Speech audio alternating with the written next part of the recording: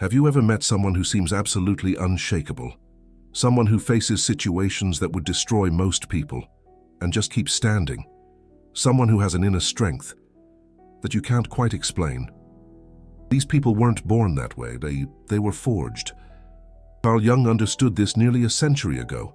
Andrew Huberman has proven it with modern neuroscience, and what they both discovered completely contradicts what contemporary society teaches us about wellness and happiness. We live in a culture that treats adversity as something to be avoided at all costs. We shield our kids from any discomfort. We medicate away any anxiety. We run from any conflict. And then we're baffled when rates of depression, anxiety, and psychological fragility skyrocket in populations that theoretically have it all. The truth that no one wants to hear is this: excessive comfort is weakening you, and the most painful experiences of your life are precisely what could strengthen you, if you knew how to use them. Jung discovered a fundamental principle about the human psyche that explains why some people emerge from suffering stronger, while others are destroyed. He called it shadow integration. The shadow, in Jungian psychology, is everything that you've repressed, denied, hidden from yourself. It's the parts of you that you deem unacceptable, the impulses you pretend not to have, the emotions you refuse to feel. All of that goes into the shadow. But here's what Jung realized: the shadow isn't just darkness. It contains untapped potential, unaccessed strength, capabilities you've never explored because they were on the wrong side of the line, that you drew about what's acceptable. And the shadow can only be integrated through confrontation, through experiences that force you to encounter these hidden parts of yourself, through adversity. Jung said something that needs to be repeated. Embracing our suffering can lead to psychic growth, uniting our conscious and unconscious realms. Through this process, known as individuation, we integrate the ignored parts of our unconscious, reclaiming wholeness and inner harmony. Notice, suffering isn't an obstacle to wholeness. Suffering is the vehicle to wholeness. The person you are now is incomplete, not because you're defective, but because parts of you are still in the shadow. Unrealized potentials, untested strengths, capabilities you've never needed to access because your life has been too comfortable. Adversity forces these parts to the surface. It compels you to find resources you didn't know you had. It shows you that you're capable of much more than you imagined. Huberman explains the neurological mechanism behind this with a concept he calls stress inoculation. When you deliberately expose yourself to controlled stresses, something specific happens in your nervous system. Your stress threshold increases. You become capable of tolerating higher levels of activation without panicking. Huberman describes it this way: it's about capacity. There are simple tools that allow us to modulate our capacity for stress. The approach involves deliberately putting yourself in a situation where adrenaline is increased, a little bit, but not to the extreme. Then, when you feel flooded with adrenaline and normally inclined to panic, you cognitively, mentally, and emotionally calm yourself down and become comfortable with that response in your body. That's training. You're training your nervous system to function under pressure. And just like a muscle that grows under resistance, your nervous system strengthens under controlled stress. The key word here is controlled. I'm not saying all stress is good. Huberman is very clear about this. The wrong kind of stress, chronic stress without recovery, destroys. But the right kind of stress, acute doses followed by recovery, transforms. This is a biological principle called hormesis, and it operates at every level of the organism. When you exercise, you're damaging your muscles.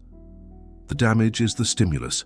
The recovery is when the muscle rebuilds itself stronger than it was before. Without the initial damage, there's no strengthening. The same goes for the nervous system. When you face adversity and recover from it, your nervous system recalibrates. It becomes more resilient, more capable of handling future stress. Huberman recommends specific practices for this: cold exposure, intense exercise, gradual exposure to situations that cause anxiety. The idea is to stress the body in a controlled way, thereby learning to maintain mental clarity and calm. This will translate to other stressors in life, constituting resilience and mental robustness. But hormesis isn't just physical, it's psychological. And this is where Jung and Huberman converge in fascinating ways. Jung observed that the most complete, most individuated people were invariably those who had undergone significant suffering. Not just any kind of suffering. Suffering that was faced, processed, integrated. He noted that in the first half of life, social adaptation happens, which inevitably forms a large, dark shadow. Frequently after a midlife crisis, successfully resolved, deep shadow contents come to the surface, and the individual lives the unlived, with their internal value system becoming significantly different, even opposite, to the previous one. The midlife crisis that most people dread is actually an opportunity for integration. The breakdown that looks like destruction is often the prelude to a more authentic reconstruction. Recent research in neuroscience confirms this in surprising ways. Studies published in 2025 show that trauma doesn't always result in post-traumatic stress disorder. It can sometimes lead to post-traumatic growth, frequently linked to psychological resilience. This doesn't mean that trauma is good. It means that the response to trauma isn't predetermined. You have some control over whether an adverse experience destroys you or strengthens you. Let me tell you about Jake. Jake was 45 years old when he lost everything. Business failure, broken marriage, failing health. He told me that he reached a point where he couldn't see a reason to continue. But something interesting happened in the months following the total collapse. He started to realize that much of what he'd lost was weight. The company that consumed him was a prison he'd built for himself. The marriage that ended was a performance he maintained out of fear of loneliness. The health that failed was the result of decades of ignoring his body.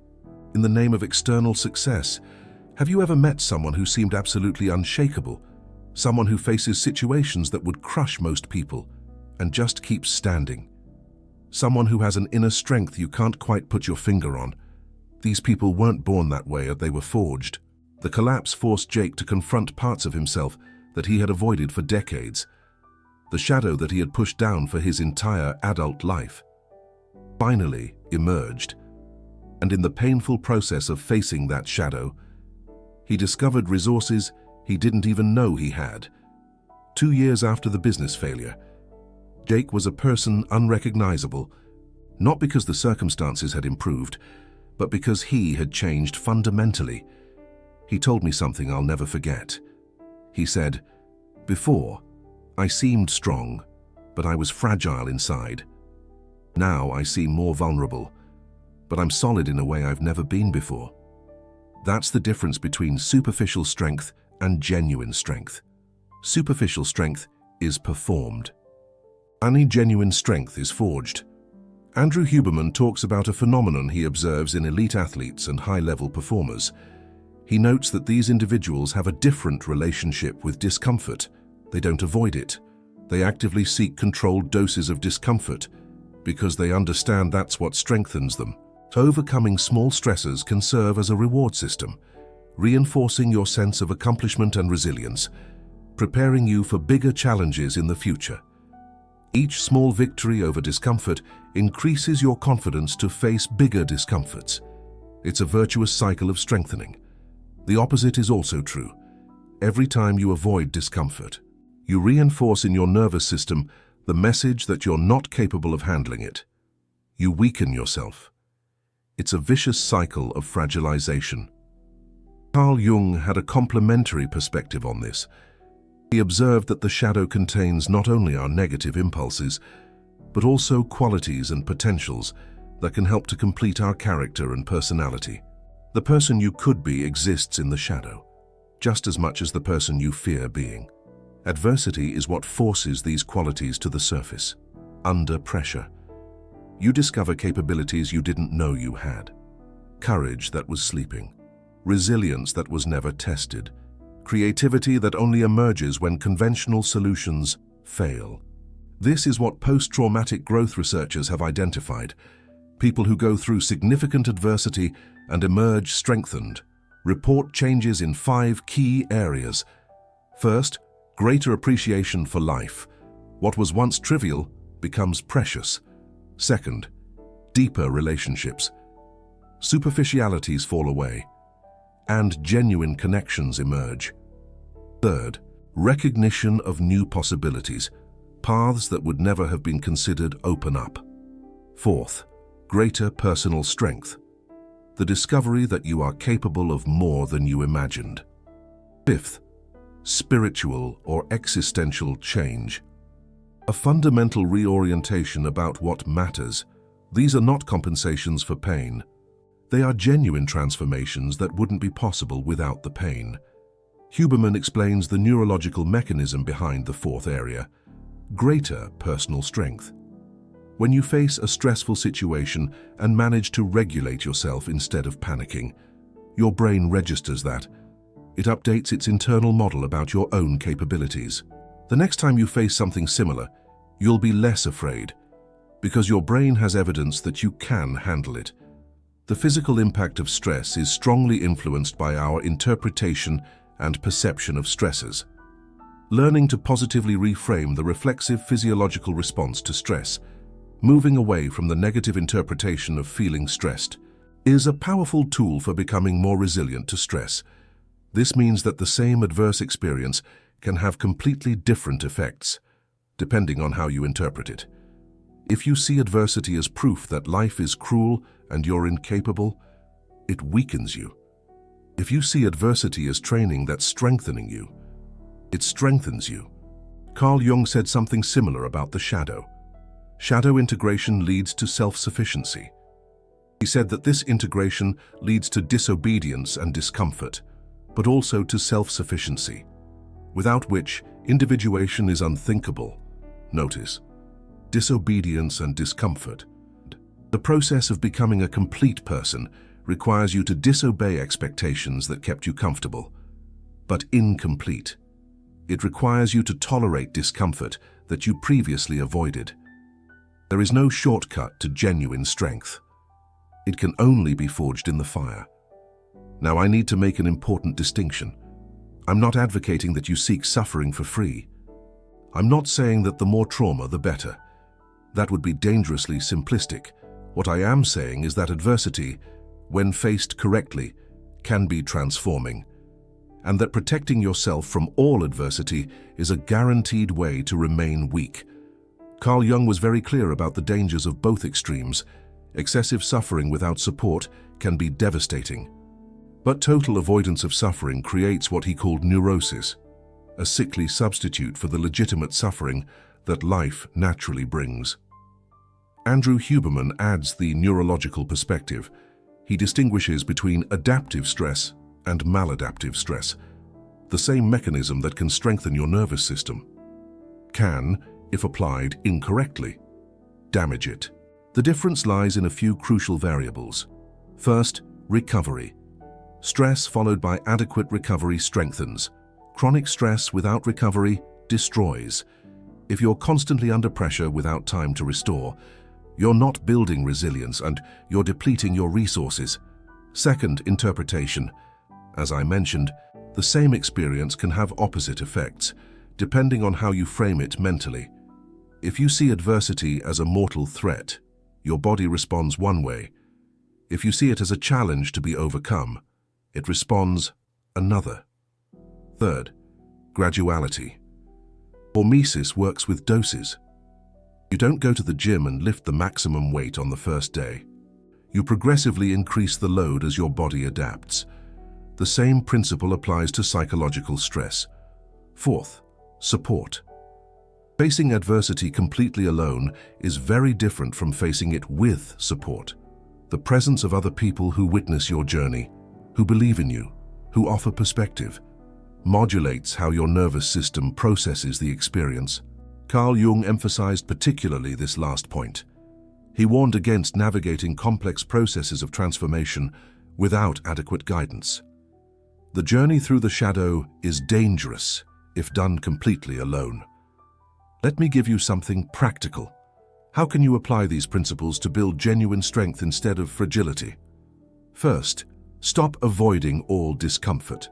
Huberman recommends deliberate exposure to controlled stressors, cold showers, intense exercise, uncomfortable social situations, not to torture yourself, but to train your nervous system to function under pressure. Second, reinterpret adversity when it strikes. Instead of asking, "Why is this happening to me?" ask, "What is this teaching me?" Instead of seeing yourself as a victim, see yourself as someone in training. The narrative you tell about your experiences literally shapes how they affect you. Third, guarantee adequate recovery. Sleep, rest, restorative practices. Without recovery, stress doesn't strengthen. It only depletes. Andrew Huberman emphasizes that the neuroplasticity that allows strengthening happens primarily during deep sleep and periods of rest. It's during those quiet moments that your brain rebuilds and reinforces its defenses. Fourth, seek support. Don't face significant adversity completely alone. Therapy, support groups, trusted friends, mentors, any context where you can process difficult experiences with others. Having someone to lean on, someone to share the burden, can make all the difference. Fifth, start gradually. If you've spent your life avoiding discomfort, don't try to confront your greatest fears on day one. Start with small discomforts. Build tolerance progressively. Each small victory boosts your capacity for larger challenges. It's like lifting weights. You don't start with the heaviest load, you build up to it. Carl Jung had a metaphor that illustrates this perfectly. He compared the process of individuation to the work of the alchemist. The alchemist doesn't try to transform lead into gold instantly. He puts the substance through a series of gradual transformations, each one preparing it for the next. Think of it as refining something, slowly, methodically. Your adverse experiences are those transformations. Each one prepares you for the next. Each one strengthens you a little more, over time. The accumulation of these transformations produces something qualitatively different from what you were before. It's like the metamorphosis of a caterpillar into a butterfly, a complete and profound change. Resilience researchers have discovered something fascinating about people who demonstrate extraordinary resilience. They don't have less fear or less stress. They have the same physiological response to threats as anyone else. The difference is that they relate differently to that response. Resilient people interpret the activation of the nervous system as preparation for action, not as a sign that something is wrong. They use the energy of fear instead of being paralyzed by it. They see the adrenaline surge as a superpower, not a curse. This is trainable. It's not a fixed personality trait. It's a skill that develops through repeated exposure to challenging situations and conscious reflection on those experiences. Think of it as building a muscle. The more you use it, the stronger it gets. Andrew Huberman describes the process this way. When you feel flooded with adrenaline and normally inclined to panic, it's about cognitively, mentally, and emotionally calming yourself down and becoming comfortable with that response in your body. It's about learning to surf the wave of stress instead of being drowned by it. Each time you do this, you weaken the association between activation and panic. You strengthen the association between activation and effective action. With enough practice, your automatic response changes. You rewire your brain, creating new pathways for resilience. There's a concept that perfectly captures what we're discussing. It was popularized by Nassim Taleb, but Carl Jung already intuited it decades ago: antifragile. Fragile is what breaks under stress. Resilient is what resists stress and remains the same. Antifragile is what gets stronger with stress. It's about not just surviving the storm, but thriving because of it. Most people think the goal is to be resilient, to endure, to survive. But there's something beyond surviving, thriving through adversity. Using each challenge as fuel for growth, turning setbacks into springboards. Carl Jung understood this about the psyche. He saw that shadow integration, the process of facing and incorporating rejected parts of ourselves, doesn't just restore, it expands. The person who emerges from the process is larger than the person who entered. Think of it as unlocking hidden potential. The shadow contains the key to unlocking our hidden genius, being more creative, building confidence, creating healthy relationships, and achieving a deeper sense of meaning. All of this was there all along, waiting to be released by the confrontation with adversity. It's like finding a treasure map within yourself. Andrew Huberman adds the neurological perspective on how this works biologically. He explains that neuroplasticity, the brain's ability to reorganize itself, is activated precisely by states of acute stress. Epinephrine and acetylcholine are released during challenging situations, and these neurochemicals mark neural pathways for change. It's like the brain is saying, "Okay, pay attention. Something important is happening here." In other words, the discomfort you feel during a difficult experience is literally your brain entering transformation mode. What seems bad at the moment is the signal that change is happening. It's the growing pains of progress. Of course, the change can go in any direction. If you interpret the experience negatively and don't process it adequately, you can develop maladaptive patterns. But if you face it consciously, recover adequately, and extract meaning, you emerge strengthened. It's all about how you frame the experience. The difference between people who are destroyed by adversity and people who are strengthened often isn't in the adversity itself. It's in how they respond to it. It's in their mindset, their approach, their willingness to learn and grow. Let me tell you about a pattern that Carl Jung observed repeatedly in his clinical practice. He noticed that the people who came to him at the height of a crisis, when everything was falling apart, were often the ones who transformed the most, while people who came with mild discomfort, with relatively comfortable but vaguely unsatisfying lives, often resisted change. The fire of crisis melts away the resistance. Crisis forces confrontation. Mild discomfort allows perpetuation. It's the difference between being pushed off a cliff and choosing to climb a mountain. This doesn't mean you should wait for a crisis to start developing. It means you can deliberately create conditions for growth instead of waiting for life to force it upon you. It's about being proactive, not reactive. Andrew Huberman calls this voluntary stress versus involuntary stress. Both can strengthen, but voluntary stress gives you more control over dosage, timing, and recovery. It's like choosing to go to the gym rather than being forced to run from a bear. Practices like cold exposure, intermittent fasting, intense exercise, difficult meditation are all forms of voluntary stress. You choose when and how much. You are in control, and each dose prepares you to better handle involuntary stress when it inevitably comes. You build a buffer against the unexpected. Carl Jung had analogous practices, although he didn't call them that. He recommended active confrontation with the shadow through dream analysis, active imagination, and reflection on repetitive life patterns.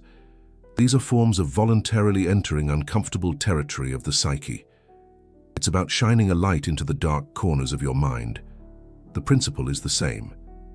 You can choose to face the difficult now, under your conditions, or wait for the difficult to find you later, under its conditions. The choice is yours. I want to talk about a common mistake that well-intentioned people make when trying to protect others from adversity. Parents who remove all obstacles from their children's path. Partners who take on all the difficulties to spare the other. Institutions that eliminate any source of discomfort. These actions come from a place of love, but the effect is often the opposite of intended. By removing all adversity, You remove all opportunity for strengthening. You create fragility, not resilience. Huberman uses the analogy of the immune system. Children raised in overly sterilized environments develop weaker immune systems than children exposed to germs. The system needs challenges to strengthen itself. The psyche works the same way. It needs moderate adversity to develop strength. Overprotection creates fragility. Think about it. This doesn't mean you should abandon people to their fate during crises. It means the goal should be to support them through adversity, not to remove the adversity completely. Being present while someone faces something difficult, not doing for them what they need to learn to do themselves. Jung was particularly clear about this in the therapeutic context. He said the therapist can't carry the patient through the process. They can only accompany them. The hard work is inevitably individual. It's up to the person going through the challenges. I know what I'm saying might sound cruel in a culture that values comfort above all else. It might seem like I'm asking you to embrace unnecessary suffering. That's not it. I'm asking you to distinguish between suffering that destroys and suffering that builds, between adversity that crushes you and adversity that molds you. This is key. The difference isn't in the intensity of the experience, it's in your response to it, in your interpretation, in the quality of your recovery, in the support you have. Jung went through this personally. Between 1913 and 1917, he went through what he called a confrontation with the unconscious, a period of intense psychological turmoil, where he faced the depths of his own shadow. This period produced all of his subsequent work, the concepts of archetypes, the collective unconscious, individuation, all emerged from those years of self-imposed and confronted adversity. That's huge. He didn't just survive. He emerged as a more complete version of himself, a version that would revolutionize the field of psychology. So powerful.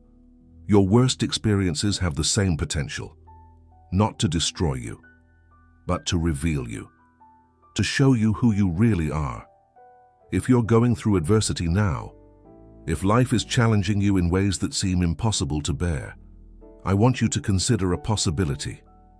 Just think about this for a second. What if this isn't happening to you? What if it's happening for you? What if every obstacle is an opportunity to discover strength you didn't know you had? What if every loss is freeing up space for something that needs to be born? What if every failure is teaching you lessons that success never could? This doesn't make the pain less painful, but it fundamentally changes your relationship with it. You start to see the potential. If this video gave you a new perspective on the difficult experiences in your life, if it showed you that adversity can be an ally instead of an enemy, leave a comment writing "Forged by Fire." I want to know how many people here have been shaped by their most difficult experiences. And if you want to support this work, the Super Thanks button is right below.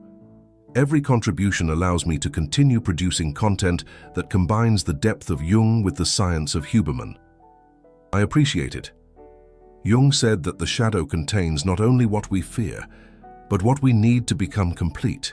Huberman has proven that controlled stress literally rebuilds the nervous system to be stronger. That's incredible. Together, they show us that life's worst experiences don't have to be your enemies.